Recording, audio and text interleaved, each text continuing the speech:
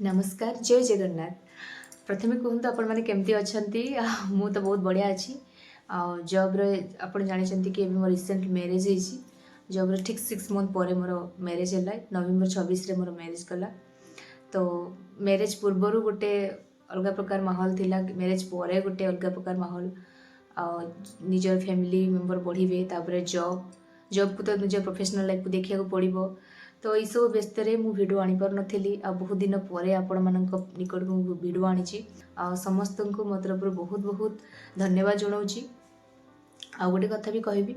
तो आज ये वीडियो आने रिजन हूँ कि जे आपण मानकर प्रिपरेशन केमती चली जमी मुझे कहती कि कौन से आउटसाइडेड पीपुल मान कथा न शुणी नेगेटिव पीपुल मान को अवॉइड करके केमती आपण प्रिपरेशन करूँ एसएसबी पीजीटी हो टीजीटी हो कि जेकोसी कॉम्पिटिटिव एग्जाम हो भी मुझे जानी केमती आपंकर प्रिपरेशन केमती थी। बस भगवान को डाकुची आपण मानकर प्रिपरेशन बहुत भलरे चलता मु आशा करुँची बहुत भलरे आपण माने अछंती। एबे तो जानी जेहेतु मोर न्यूली मु मैरिज करिछि तो वर्तमान मते समय ही होनी निजर पर्सनल लाइफ प्रोफेशनल लाइफ को मैनेज करिया पड़ुछि सब किछि बुझिबा को पड़ुछि। एबे तो रिसेंटली कॉलेज रो आसिकी ही मु आपण मानन को ई वीडियो माध्यम रे कहूछि काहेकि ना मु टोटली समय ही होनी सब कथा बुझिया को पड़ुछि। जेहेतु गोटे झील जीवन में मैरिज करने भी निहाती दरकार तो मो समय भी आसला मु मैरिज करदेली तो बहुत खुशी भी लगुच मैरिज पर बहुत भल माहौल गोटे नुआ फैमिली सहित जोड़ी हेली एत खुशी लगुच कि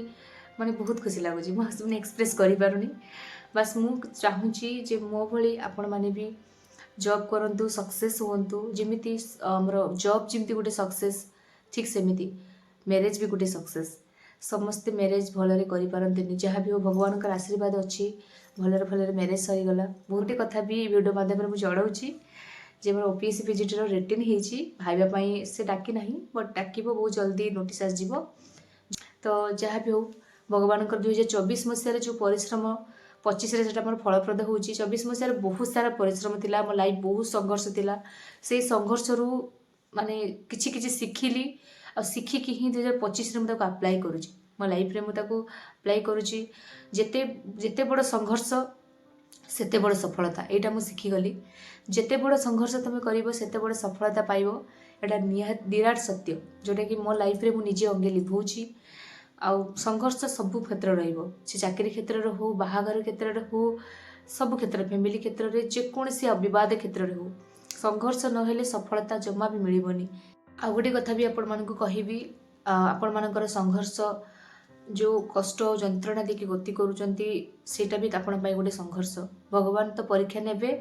आ नउचंती मध्ये आपण मानकर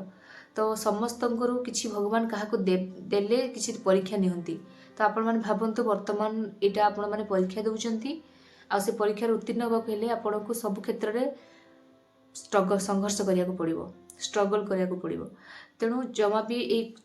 छोट परिस्थिति को लेकिन आप भांगी पड़तुनि जिते बड़े विपद आसो आप भावे छोट से छोट बोली भाविने ही आपण आग को बढ़ी पारे दुनिया रे केही कहार नुहे केवल निजर केवल कौन निजर परिश्रम निजर कर्म से ही निजर आउ केही निजर नुहे आपण जहाँ कर्म करेंगे सैया ही पाइबे आ किछि निजर कौन सी वस्तु निजर नुहे आमे केवल इमोशनल अटैचमेंट हो जाऊे बाहागर चाकरी सब कि कर्म केते करूचे आमे सेटा बड़ कथा। जहाँ भी हो बहुत दिन पर